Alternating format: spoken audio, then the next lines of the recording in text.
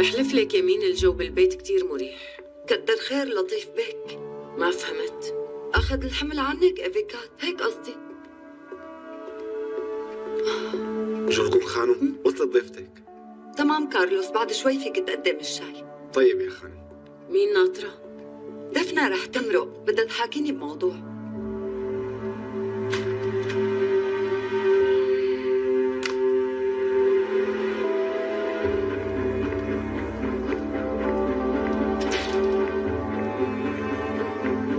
أهلا وسهلا يا روحي.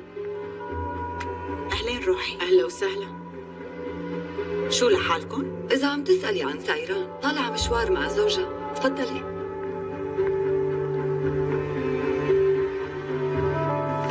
يا سلام، شو عملتوا بالبنت خلال يومين؟ هي ما عم تفارق زوجها ولا عم تبعد عنه حتى. ليش شو دخل دفنة؟ لساتهم شباب وعشاق بيعملوا اللي بدهم اياه. ايه طبعا، بس يا ريت سايران كانت قوية شوي. عن جد عندي فضول أعرف كيف قدرتوا تقنعوا سايران تترك هذا الشغل بهاي البساطة؟ تراجعت عن الشغل يعني؟ ايه تراجعت برضاها، هذا قرارها، شو فيها؟ لازم نحترم رأيها. على القليلة انت ما بتعمليها جولكم. انت مو ملاحظة انه هالشغل قديش مهم بالنسبة لسايران؟ وبعدين بعد هالمرحلة مستحيل تقدر تتراجع. شو بدك يعني نعمل؟ يعني نجبرها؟ لما طلبت تشتغل كنت جنبها ووقفت معها، وهلا ما بدها تشتغل كمان انا واقفة جنبها وعم بدعمها. لو اجيتي لعنا من البداية كنتي عرفتي انه هي الشغلة ما رح تصير ابدا.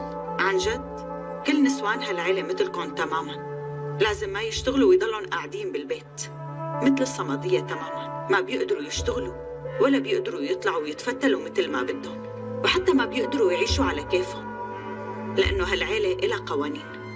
منيح يلي عرفتي هذا الشي بعد ما مرقت هالسنين كلها. مالك ملاحظة إنه الحياة العملية كمان إلها قوانين؟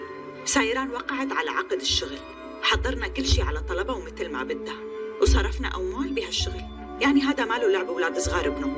شو قصدك تقولي دفنة؟ وشو بدك يانا نقول هلأ؟ وطالما في هيك وضع ليش ما اتصلتي بأورهان؟ ما كل الوقت عم تحكوا مع بعضكم. إفيكات. ايه مزبوط، أورهان صديقي القديم، ومثل ما بنعرف نحن الثلاثة أنا إلي ماضي مع أورهان. يلي ما عم أفهمه كلامي مع أورهان لشو عم يوترك إلك كل هالقد؟ إذا جولكون معتبرته عادي، أنتِ لشو عم تنزعجي بهي الطريقة منه؟ يا خوانم بكفي بقى. دفنة، برأيي أنت اليوم متوترة كتير، ليكي وإذا في أي مشكلة بخصوص العقد محامين الشركة هن بيحلوا الموضوع، وإذا في أي أضرار منتكفل فيها، وما بظن إنه الرجال رح يطول السيرة كتير. غلطانة يا روحي، يلي عم تفكري فيه مو مزبوط، غلطانة كتير بهالموضوع. على كل حال، طالما إنه هذا رأيكم بالموضوع لكان كونوا جاهزين ليلي بده يصير، لأنه عيلتكم رح يكون ناطرة حملة تشويه لسمعتها. بعتذر منكم. كنتي خليكي لنشرب شاي.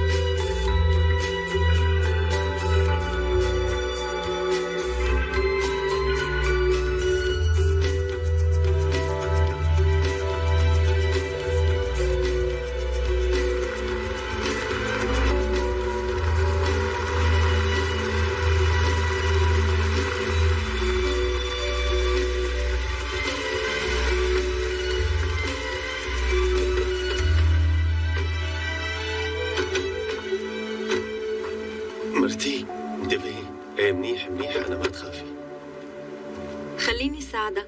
لا بلا ما تبردي، فوتي لجوا أنا بجيبه. لا ما ببرد، خليني ساعدك. طيب.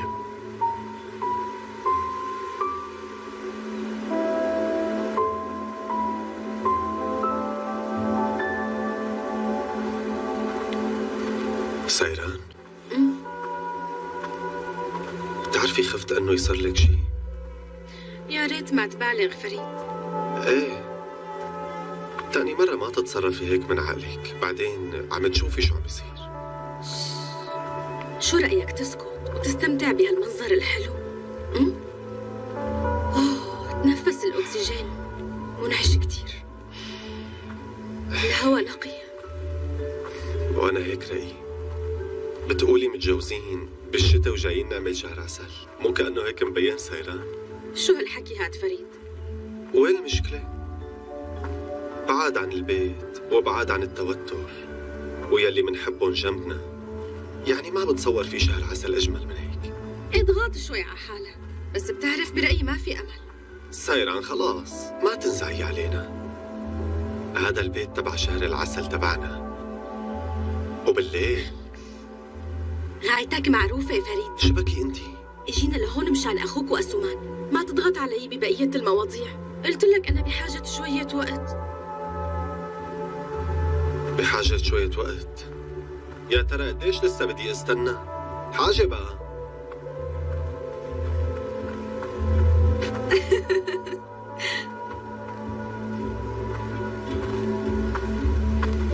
هذا المكان حلو كتير على فكرة.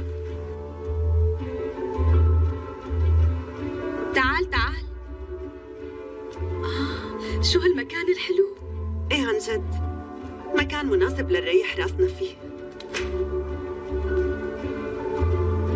أخي، شو بدك تعمل مع سومان؟ مالي عرفان. ما زعلتي منا معك؟ لا ما زعلت، لا تقلقي، بس لو ما انقطعنا على الطريق يمكن كنت رح ازعل شوي. سيران بعرف انه نيتكم صافية، بس انا وفؤاد بالاول لازم نحل بعض الامور بين بعضنا وبعدين بنقعد وبنحكي. المكان مناسب لكم، هادي ورايق. ما في لا عجقة ولا توتر ولا فيها بننزل على العشاء، يعني مناسب لكم. ما بعرف. تعرفوا قلت بساوي قهوة بس ما لقيت جوات الأكياس، كأنه مو جايبين. بلا في بالسيارة. ايه تمام منيح. يلا انا رح سخن مي مشان ايه اعمل بس عشي. مي؟ ما في داعي للمي، ليلة بدنا نقضيها تسلاية، ما بدي اشوف المي بين ايدين حدا غير سونا وعابدين. شو رأيكم؟ أنا بيناسبني، بس بالأول خلونا ناكل شيء. بما انه انتم لحقتونا واجيتوا ورانا لهون، معناها انتم لازم تحضروا الاكل لحالكم، ما هيك؟ لا لحظة أسومان، يعني ليش بدهم يحضروا الأكل لحالهم؟ خليهم يحضروا لنا إلنا كمان. ليك مرتي اشتقت للمشاوي اللي بعملهم، معناتها رح دوقكم المشاوي. أخي شو رأيك تساعدني؟ إيه تعال بالأول نبدل ثيابنا بس. تمام، وعابدين بيساعدنا كمان. مو هون يا أخي فوق. نسيت. مرتي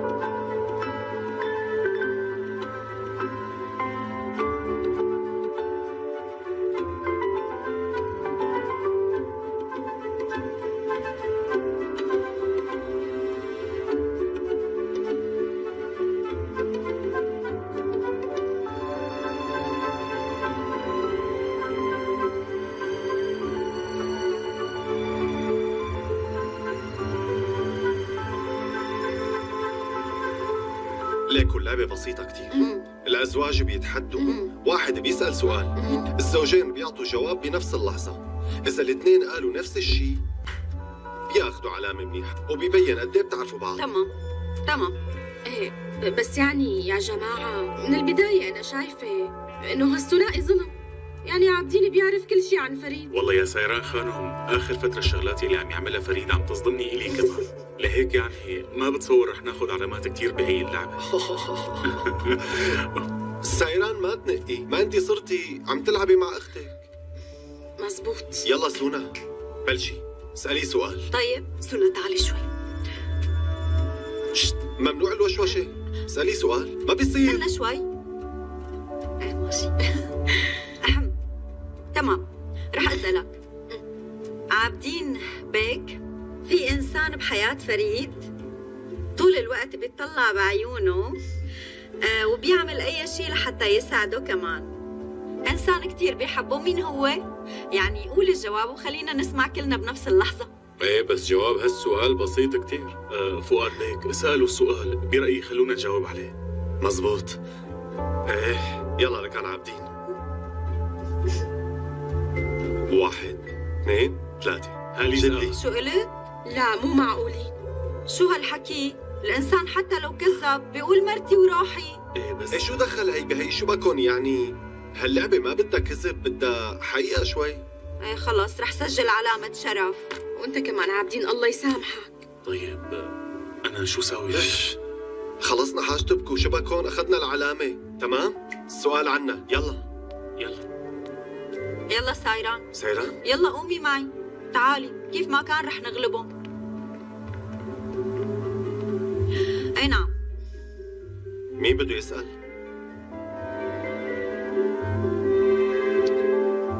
أخي قاعدين عم نلعب ونتسلى، شو بقى؟ ايه طيب يلا أنا رح أسأل.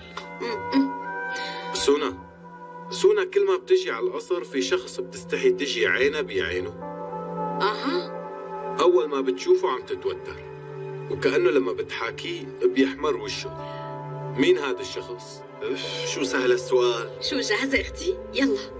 لا أنا ماني جاهزة، لأنه أنا لما بتطلع بحدا ما بخجل منه. أختي شبهك شو صار لك؟ يعني ما تعملي هيك هلأ لو سمحتي. ايه شو عم يصير؟ صاركن ساعتين عم تحكوا، يلا 1 2 3. ايه فكت. يا الله سونا. يعني ما تواخذوني، بس أنا كل ما بروح على القصر بخاف وبتردد كل ما بشوف حدا وما بعرف شو بدي أعمل. حلال عليكي بنت حماية، صبيها إيه لشوف. خليتوني صبيها. أحكي، ما بدي حل عني. يلا. يعني هلأ أخذنا 0.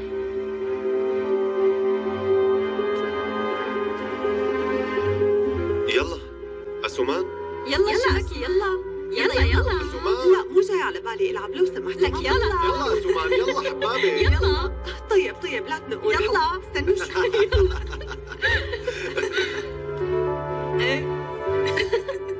ليه؟ عابدين، بدي أقول لك من بعد إذنك مقرر أنا أسأل السؤال. ايه طبعا اسأل، بس على الأقل اسأل سؤال يربحنا. حتى لما بنخسر في شيء اسمه ربح. عابدين ريح بالك، لا تاكل هم. يلا انت وياه، ليش عم تحكوا بأذانين بعض؟ شو عم نلعب من إذن لإذن؟ اسألوا السؤال. عند أخي، شو ممكن يكون أسعد يوم بحياته؟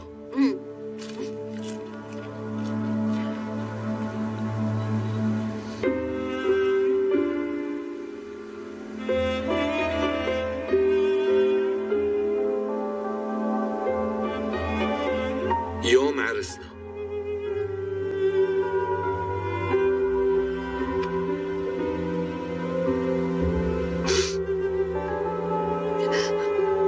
ما تشوفوا ولا أسومان ما عم تقول شي، هي بتعرف منيح. كل شي شفته بهالحياة من شر وسوء وكل الأيام الصعبة، يوم عرسي كان بمثابة تعويض عليهم.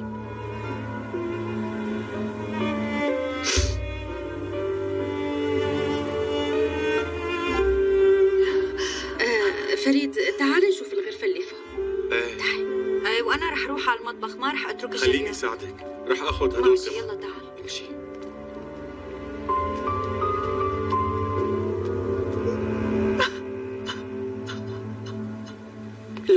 حرام، كل هالنعمة وما حدا خبرني. حرام على هالأكلات، حرام تعبي. خود ابني خود. تمام اختي، خلص بكفي، لا تحطي لي اكثر من هيك. عفوا، وليش ما بدي حط؟ كل هالأكل كيف بده يخلص؟ انتوا اليوم كلكم بدكم تاكلوا ضعف الأكل المعتاد. شو صار كمان؟ عشو عم تنقي شفيقة خانم؟ لطيف بيك، 6 أشخاص مالهم موجودين هون وما حدا منكم خبرني. حرام عليكم تعبي، حرام يروح على الفاضي. شو دخلك كم شخص بالبيت؟ بدك اياهم ياخذوا اذن منك قبل ما يطلعوا؟ انت اعملي الشغلات اللي عليك ومالك ما علاقة. عم لحق أبدا لطيف بيك. بدك تقول عني كبرت، بدك تقول عني فاشلة، ما عم لحق. وإذا بضل هيك بدي أحكي مع هاليس آغا وبدي أشكي له همي. امبارح المشكلة كانت المصاري، وهلا عم تقولي ما عاد فيك تلحقي. قد ايه المبلغ يلي بيخليك تلحقي؟ نكارة. عم تضغط علي كتير لطيف بيك.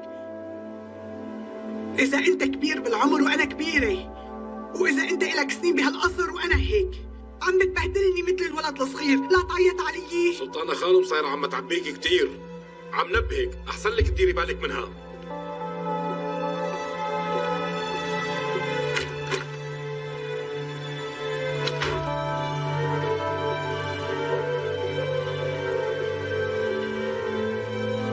أختي، يا ريت ما تفهميني غلط ولا تعصبي، بس سلطانة ما عم تعرف شو عم تعمل. يا ريت ما تردي عليها. سلطانة عندها حق ومزبوط كلامها، وأنا كمان رفعت علم العصيان. وإذا منضل هيك بدي أقول له للآغا وبدي أشكي له همي. إذا هو لطيف بيك، أنا شفيقة خانم كمان، وأنت يوسف بيك وكارلوس بيك. الله يخلي لنا اياك يا شفيقة خانم، عن جد فشيتي لنا قلبنا. اللي كلكم أكلتوه. ايه اكلنا لك، وهلا سلطانة ودجلة كمان جايين.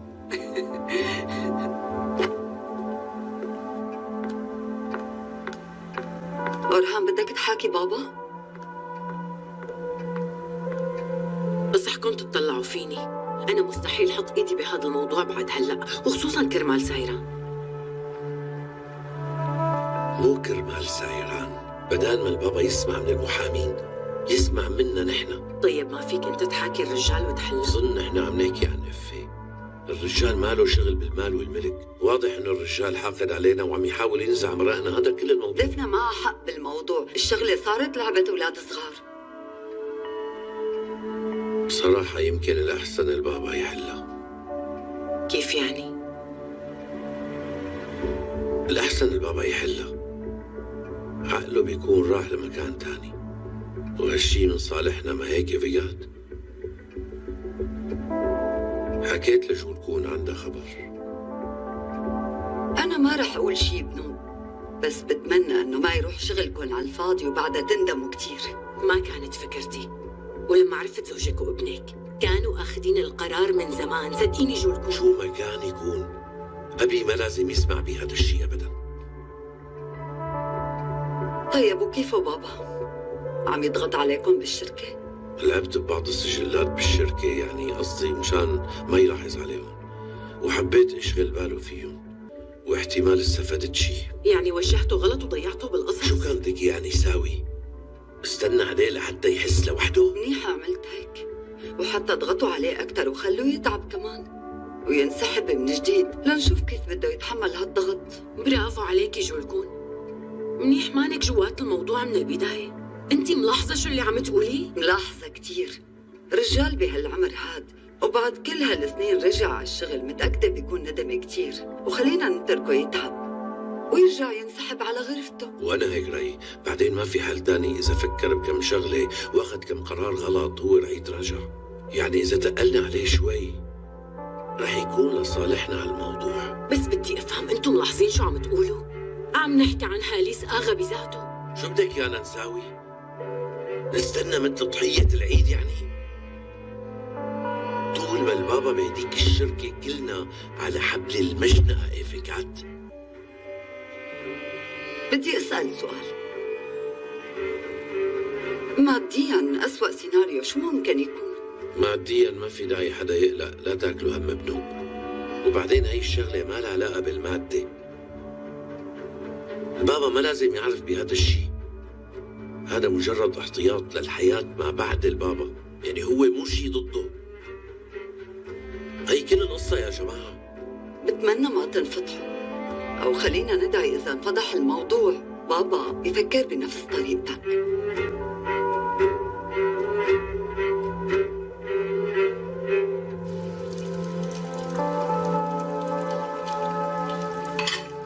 حاسس بشي غريب.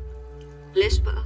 لا يعني كل هالقد قريب منك وماني قدران أحكي، وحتى مشان ما نفهم غلط ما عم بقدر أطلع فيكي كمان. شعور غريب.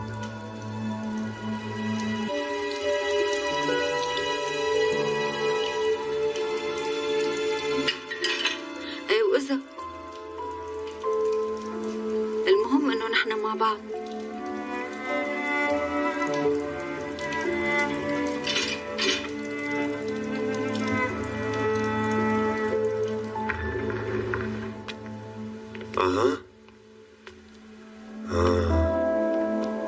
سيران؟ هالغرفة حلوة، خلص صارت لإلنا.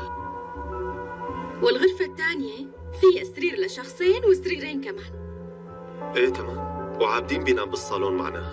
بلا سخافة فريد، واختي وين بدها تنام؟ عند أخوك فؤاد وأسومان يعني؟ لا، خلي سونا تنام بالصالون، وأنا بقول لعابدين ينام بالسيارة، وأمورنا كلها صارت بخير. عيب عليك، لا عن جد أنت مو معقول. سيران،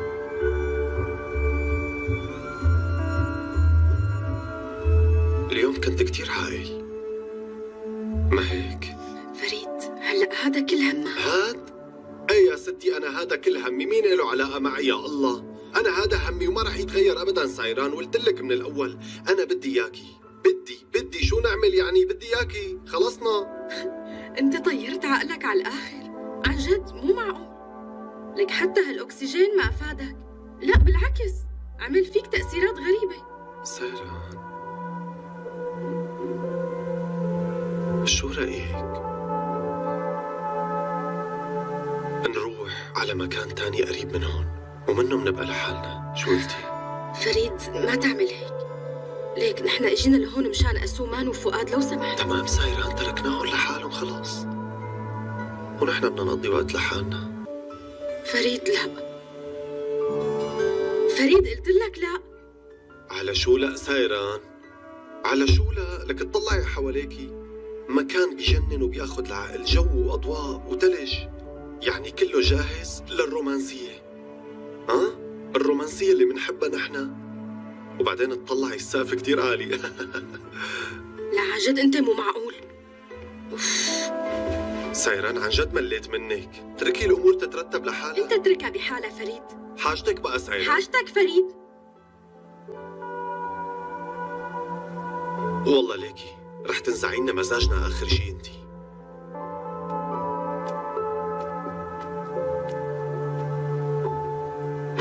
اعملي يلي بدك اياه.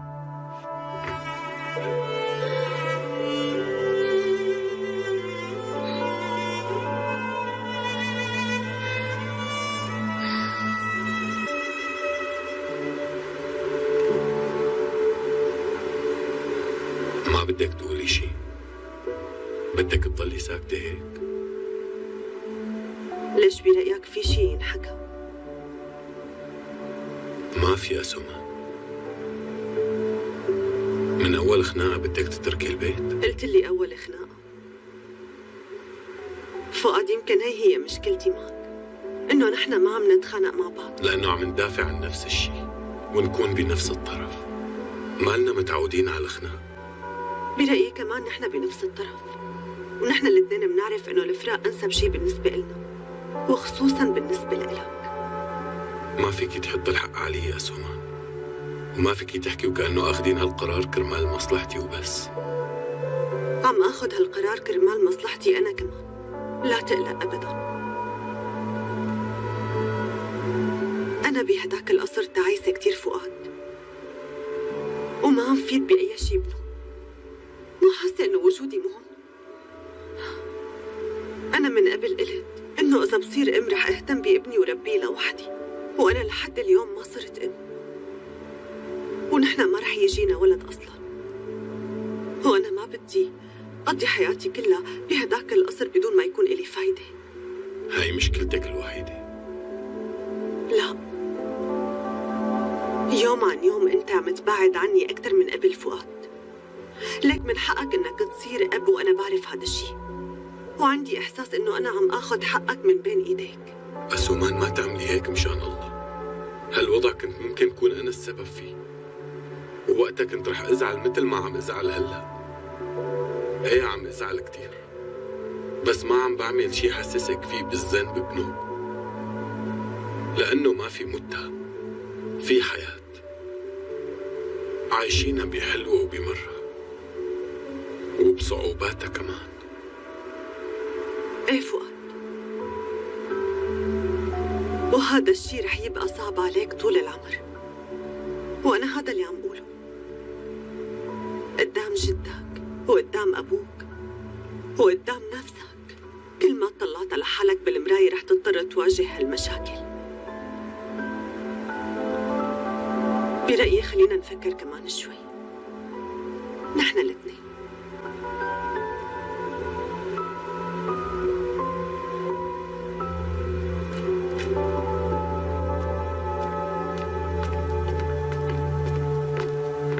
أخي، في عنا مشكلة صغيرة، ما عنا غير غرفتين نوم فوق. ايه تمام، نحن البنات رح نطلع ننام فوق، وانتو شوفوا وين بدكم تدبروا حالكم. يلا تعالوا. ايه طيب، روحوا ناموا انتو، يلا ما في مشكلة. تعا أخي تعا، أحسن شي نشرب. تعا. شو صار أخي؟ انتو توترتوا؟ أخي نحن أساساً متوترين، انتو شو اللي صار لكم؟ نفس الشي، ونحن نفس الشي، ما عم يتغير شي. ايه شو هلا؟ إيه لكان شربنا شي من ايديك عابدين، ونحن نستشير بعض. على عينك. حلوة والله. Bir ay doğar ilk akşamdan geceden, neydem neydem geceden. Şavkı vurur pencereden, bacadan.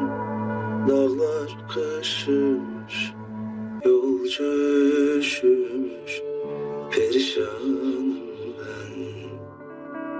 Uykusuz mu kaldın dünkü geceden, neydem neydem geceden. Uyan uyan yar sinene, sar beni. Dağlar kışmış, yolcu üşümüş, perişanım ben. أوه عابدين، انت شو عملت؟ ها؟ فريد؟ وحش عابدين، ما شاء الله صوتك بياخذ العقل. خلونا نشرب.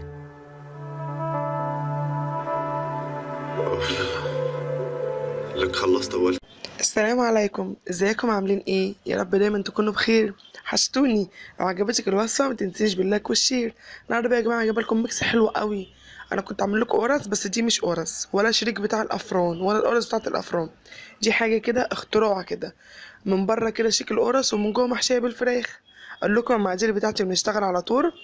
هنا دي اول حاجه معايا 3 كوبايات من الدقيق. عايزه تعملي 4 عايزه تعملي 5 اعملي على حسب ما انت عايزه. انا عامله كميه دقيق قليله. عندي هنا 3 كوبايات دقيق، عندي هنا ربع كوبايه من الزيت، عندي هنا معلقتين كبيره خميره فوريه، عندي هنا معلقه سكر، عندي هنا ذره ملح. عايزه تستغنى عن السكر ممكن تستغنى عنه، بس السكر في المعجنات بيديها كده حاجه كده حلوه، بتديها طراوه من جوه. اول حاجه نزلت بيها المواد الجافه بتاعتي على بعض، معلقه السكر وقلبت كده، اعمل حفره كده بسيطه صغيره في النص، انزل عليها بالخميره الفوريه بتاعتي.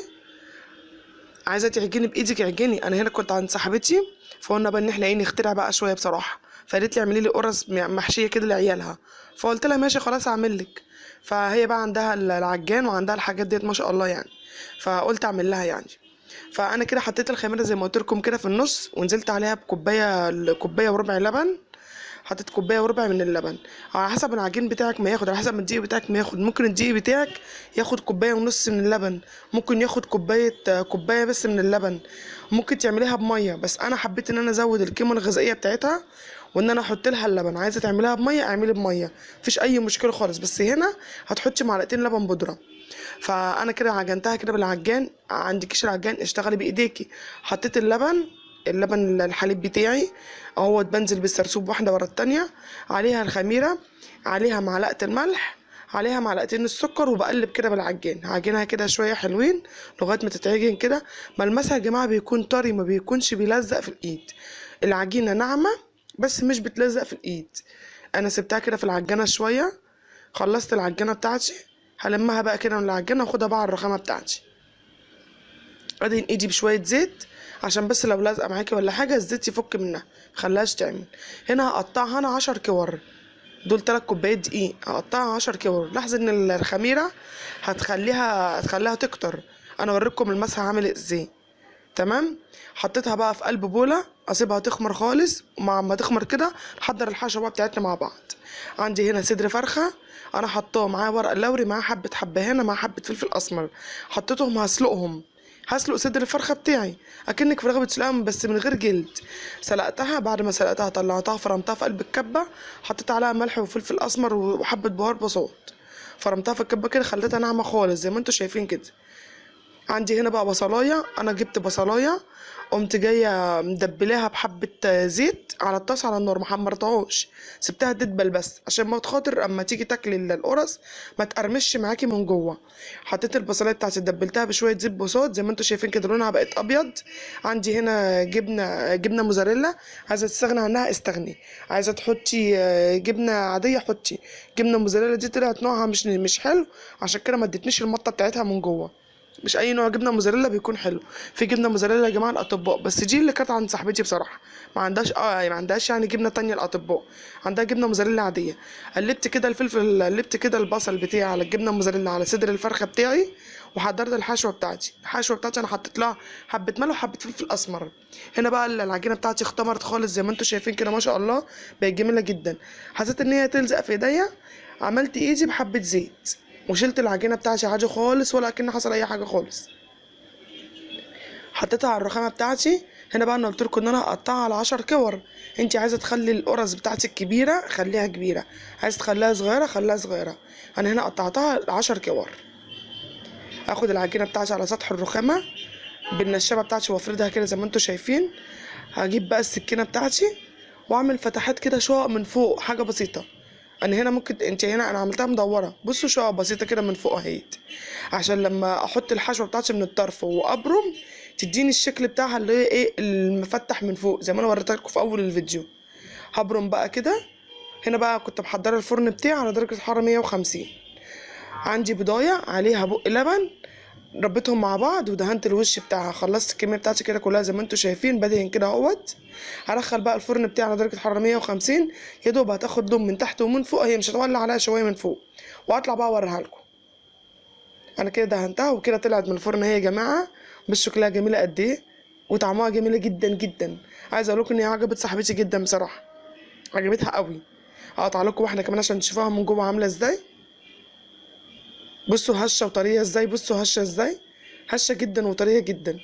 فتحت لكم واحده اهيت. بس يا رب لو وصفتي عجبتك النهارده متنسونيش باللايك والشير. اتمنى اشوفكم على خير، والسلام عليكم ورحمه الله وبركاته.